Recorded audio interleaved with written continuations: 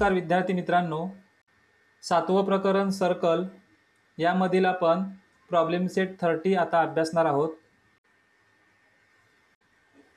Problem set सोडवण्यापूर्वी वर्तुळाचा अंतर्भाग व बाह्य भाग या संकल्पना आपण समजावून घेऊया। The interior and the exterior of a circle. In the picture alongside, K, L, M and N are points on a circle with center T. शेजारी असलेली आकृती वर्तुळाची आकृती आहे।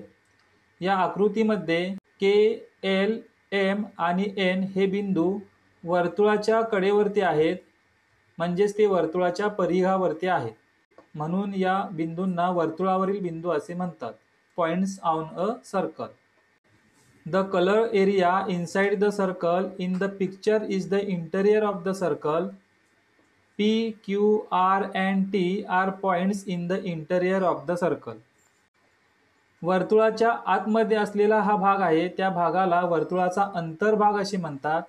Point R, point T, point Q आणि point P हे बिंदू वर्तुळाच्या अंतर्भागात असलेले बिंदू आहेत।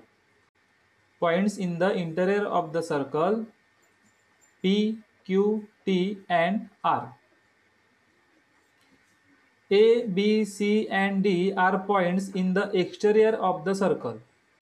Point A, point B, point C आणि point D हे वर्तुळाच्या बाहेरील भागामध्ये आहेत, म्हणून या बिंदूंना वर्तुळाच्या बाह्य भागातील बिंदू असे म्हणतात। The exterior point on the circle.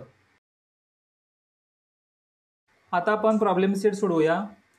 In the table below right the name of the points in the interior and exterior of the circle and those on the circle. या टेबलमध्ये वर्तुळाची आकृती दिलेली आहे, त्यावरून आपल्याला वर्तुळाच्या अंतर्भागातील, बाह्य भागातील आणि वर्तुळावरील बिंदूंची नावं लिहायची आहेत। Points in the interior of the circle, वर्तुळाच्या अंतर्भागामध्ये असलेले बिंदू कोणकोणते आहेत पहा। Point Y, point R, point T आणि पॉइंट X हे पॉइंट वर्तुळाच्या अंतर्भागामध्ये आहेत। पुढचा कॉलम पाहूया। Points in the exterior of the circle, वर्तुळाच्या बाह्य भागामध्ये असलेल्या बिंदूंची नावं लिहायची आहेत। वर्तुळाच्या बाह्य भागामध्ये पॉइंट W, पॉइंट M आणि पॉइंट Z हे बिंदू आहेत। पुढील कॉलममध्ये वर्तुळावरील बिंदूंची नावं लिहायची आहेत। पॉइंट्स ऑन द सर्कल, वर्तुळाच्या कडेवर म्हणजेच वर्तुळावर असलेले बिंदू पॉइंट N आणि पॉइंट P हे दोनच बिंदू आहेत।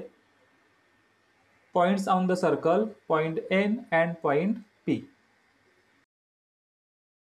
या प्रॉब्लेम सेटच्या माध्यमातून वर्तुळाचा अंतर्भाग आणि वर्तुळाचा बाह्य भाग या संकल्पना आपण समजून घेतल्या।